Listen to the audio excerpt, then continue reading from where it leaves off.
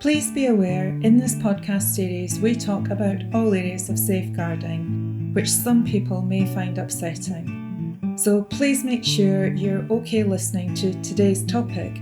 Be mindful of those around you, such as children, that you might not want to listen in. Hi, I'm SSS Safeguarding Director Sam Preston. And I'm former head teacher and content author Sara Spinks. Welcome back to Safeguarding Conversations. Today we're focusing on an issue that many schools are increasingly encountering, but still sometimes struggle to name confidently: sextortion. It's a form of abuse that sits at the intersection of online safety, child protection and trauma, and recent research shows it's growing rapidly. It's explicitly recognised as a thematic abuse indicator in KCSIE 2026, available at the time of recording as a draft out for consultation. So Sarah, when we talk about sextortion, what do we actually mean in safeguarding terms? Well, in simple terms, sextortion is sexual blackmail. It involves intimate imagery, often obtained through coercion, deception, or manipulation, which is then used to threaten a child. The perpetrator demands money, further images, sexual acts, or continued compliance, using sort of fear of exposure as control. What makes this particularly harmful is that children often feel responsible for what's happened, even when they've been groomed or, pressured. And that shame is a powerful silencing tool. The statistics emerging over the past year are quite stark. The Internet Watch Foundation reported a 72% rise in UK cases involving under 17s in just 1 year, with a noticeable increase in teenage boys being targeted. And that challenges some of the assumptions professionals may still hold about who is at risk. Absolutely. Sextortion doesn't follow traditional safeguarding stereotypes. Victims, they may be high-achieving pupils, socially confident, or appear completely settled in school. Many look fine on the surface, while experiencing significant distress privately.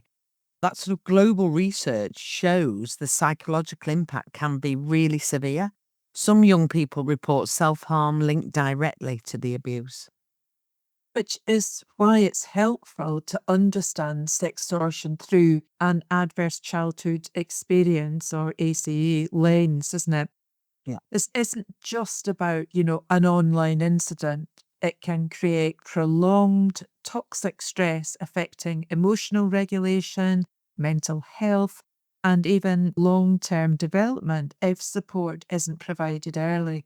Absolutely. The trauma comes not only from the exploitation itself, but from fear. Fear of exposure, punishment, embarrassment, or not being believed. That shame, as you talked about before, Sam. Perpetrators rely on that fear. Sextortion often starts with something that appears harmless, a conversation online, a new friendship, or sharing of what feels like a normal image. Once an image is obtained, the power dynamic changes completely. And increasingly, perpetrators aren't always strangers. We've seen cases involving peers, ex-partners, or individuals known offline alongside, organised criminal networks operating internationally. Technology is really, it's changing the landscape. And that includes the use of AI-generated or manipulated images to create leverage, even where original images may not exist.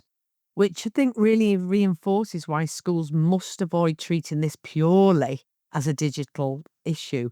Sextortion intersects with safeguarding, mental health, trauma and well-being, as we said earlier. A response focused only on device use or behaviour misses the underlying harm. Yeah, that's absolutely crucial.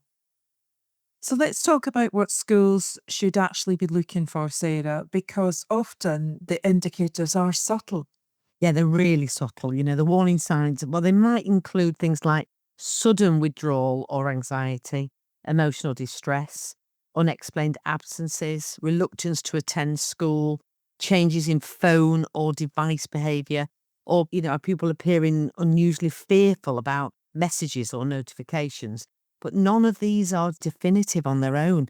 That professional curiosity we often talk about is absolutely key.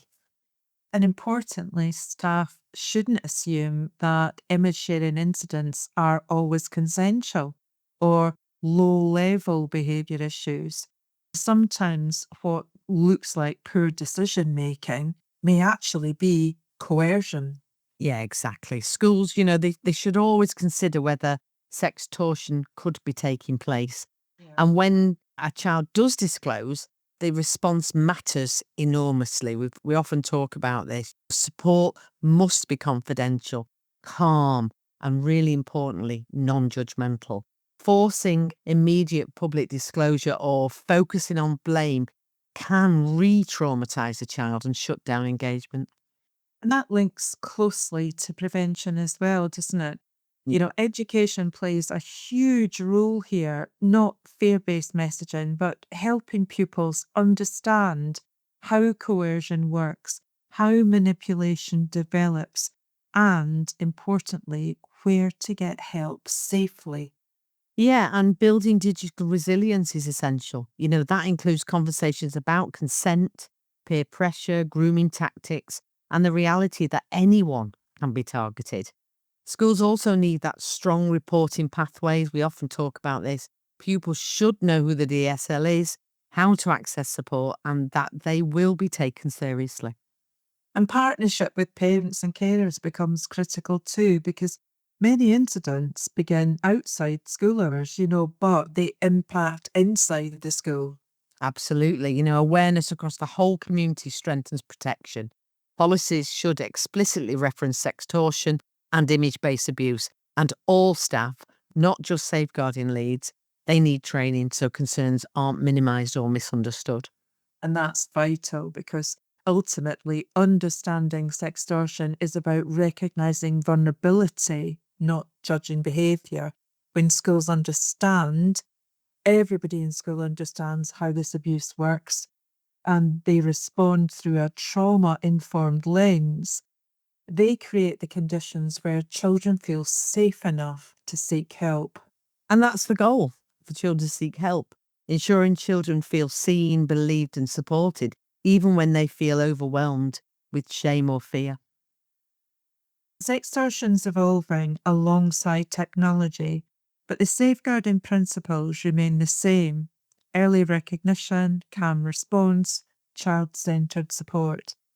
By increasing awareness, embedding education, and strengthening reporting pathways, schools can really reduce harm and help young people recover safely. We'll continue exploring these emerging safeguarding risks and what they mean in practice. And hopefully, this will help a move from awareness to confident action. Thanks for listening.